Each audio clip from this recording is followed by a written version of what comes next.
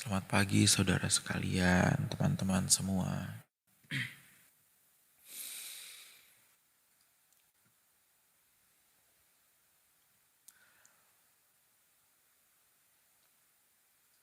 Sesuatu yang tidak direncanakan Bapak Ibu, saya bisa memimpin doa pagi pada hari ini. Ini bukan dijadwalkan. Ini bukan sesuatu yang telah dirancang. Atau seperti hari Senin, Selasa, Pak Eras, Rabu, Kamis, saya, dan seterusnya. Berganti-gantian, tidak. Belum ada perganti-gantian saudara sekalian. Tetapi bagi saya secara pribadi ya,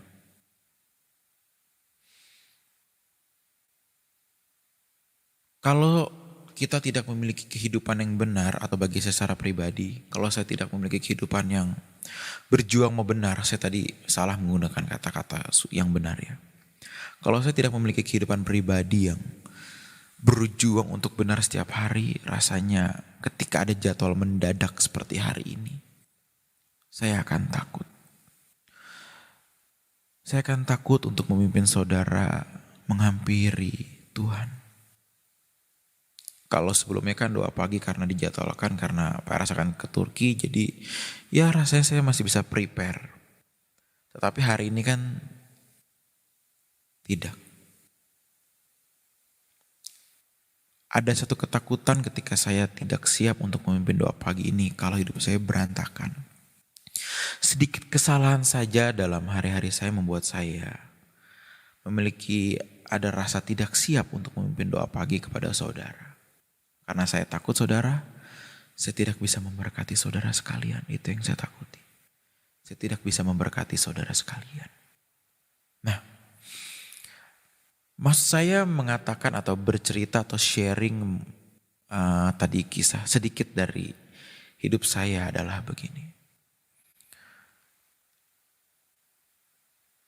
Pertemuan kita dengan Tuhan pun nanti di kekekalan atau waktu hidup kita yang akan berakhir itu pun bukan sesuatu yang dijadwal. Tidak ada jadwal ketika kita mau dipanggil Tuhan. Tidak ada malaikat yang mengirim surat ke rumah kita dan berkata, Stephen, saya jemput kamu ya minggu depan jam 9.35 lewat 10 detik. Siap-siap ya Stephen. Tidak ada hal seperti itu. Semua berlangsung di dalam sepengetahuan Allah saja. Di dalam sepengetahuan Tuhan saja. Kita tidak akan pernah tahu kapan kita pulang. Tetapi kita harus tahu kalau kita selalu siap. Kita tidak, sekali lagi ya Bapak Ibu Saudara teman-teman, saya ulangi. Kita tidak akan pernah tahu kapan kita akan dijemput. Dan kita tidak perlu tahu kapan kita dijemput. Tetapi kita harus selalu siap. Saya katakan kita tidak tahu karena memang tidak ada yang tahu. Tetapi satu hal yang menarik saudara ya. Ada orang-orang yang memang diberikan satu perasaan khusus atau clue-clue khusus kalau dia akan dijemput oleh Tuhan. Dan hal ini saya temukan dalam hidup saya, itu gak sedikit cerita seperti hal ini. Jadi dia tahu aku akan pulang dalam waktu dekat. Tentu ini biasanya adalah mereka yang bergaul erat dengan Tuhan. Ada kondisi-kondisi khusus yang mereka bisa dapatkan.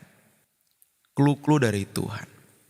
Tetapi kan rata-rata manusia tidak tahu. Jadi kita tidak tahu, saya mungkin mengatakan kita tidak tahu kapan kita pulang. Kedua, kita tidak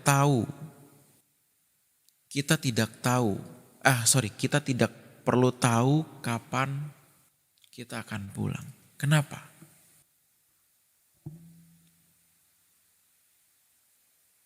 Bagaimana kita memiliki cinta yang murni kepada Tuhan, rasa yang siap untuk bertemu dengan Tuhan dengan ketulusan kalau kita tahu kita akan pulang.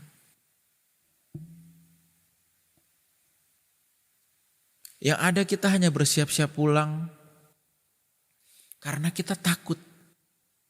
Kita bersiap-siap pulang karena kita sudah tahu, aduh aku dijemput minggu depan nih, jadi aku harus siap-siap pulang. Loh, apakah kita bisa mengasihi dia secara murni kalau kita hanya takut pulang? Karena itu saya rasa kita tidak perlu tahu. Tetapi kalau kita berbicara, kita harus selalu siap. Artinya kita harus menata hidup kita setiap hari, mengasihi dia setiap hari. Karena kapanpun kita bisa siap pulang, saudara. Dalam Yakobus 4 ayat 14 dikatakan, sedang kamu tidak tahu apa yang akan terjadi besok. Apa arti hidupmu? Hidupmu itu sama seperti uap yang sebentar saja kelihatan, lalu lenyap. Kita nggak tahu apa yang akan terjadi besok. Lalu apa arti hidup kita? Kenapa kita masih harus memegahkan diri? Kenapa kita harus sombong? Kenapa kita harus merendahkan orang lain? Kenapa kita harus merasa diri kita paling benar? Sedangkan hari besok aja kita tidak tahu. Untuk itulah saudara sekalian, mari kita selalu mempersiapkan diri. Kita bergantung kepada Tuhan. Jangan takut akan kematian. Kenapa? Karena kematian adalah kesempatan kita, jembatan kita satu-satunya untuk bisa bersama dengan Tuhan selamanya. Tidak ada jembatan yang lain lagi selain kematian, saudara. Tidak ada jembatan yang lain lagi selain kematian. Jadi kalau memang kita akan bisa bertemu dengan Tuhan lewat jembatan yang dinamakan dengan kematian, kenapa kita takut? Yang membuat kita takut hanya satu, kalau hidup kita kotor. Kalau hidup kita tidak kudus. Kalau hidup kita itu najis. Itu yang membuat kita takut untuk melewati jembatan kematian itu. Tetapi bagi saudara-saudara yang siap, saya yakin di sini pasti ada saudara-saudara yang siap. Saya tidak tahu jumlahnya, yang mungkin bisa sedikit, mungkin bisa banyak, saya tidak tahu. Tetapi bagi saudara yang siap untuk bertemu dengan Tuhan, untuk saudara yang siap memasuki jembatan, melewati jembatan itu, saudara pasti menatap hari esok itu tidak dengan kekhawatiran, tidak dengan ketakutan. Di dalam Tuhan tidak ada ketakutan untuk kita menghadapi kematian.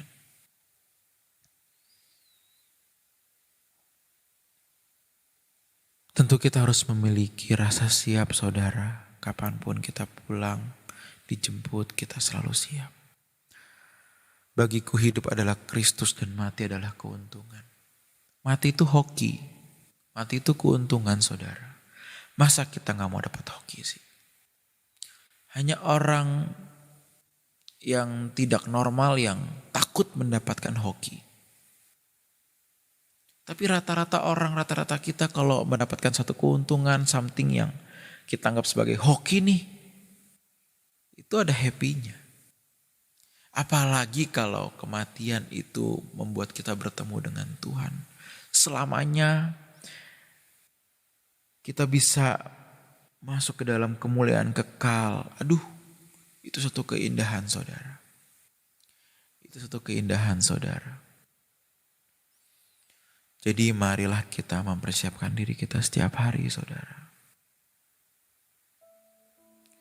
Kita mempersiapkan diri kita setiap hari.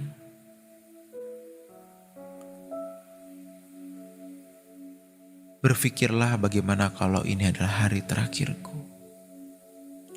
Bagaimana kalau ini adalah jam terakhirku untuk hidup. Berpikir seperti itu tidak membuat kita pesimis, tetapi seharusnya membuat kita memiliki sukacita. Karena aku bertemu dengan Tuhan. Bertemu dengan Tuhan adalah sukacita tertinggi kita. Di atas sukacita yang lain, di atas kebahagiaan yang lain, di atas damai sejahtera manapun yang dunia ini bisa berikan. Dan itulah damai sejahtera yang melampaui segala akal.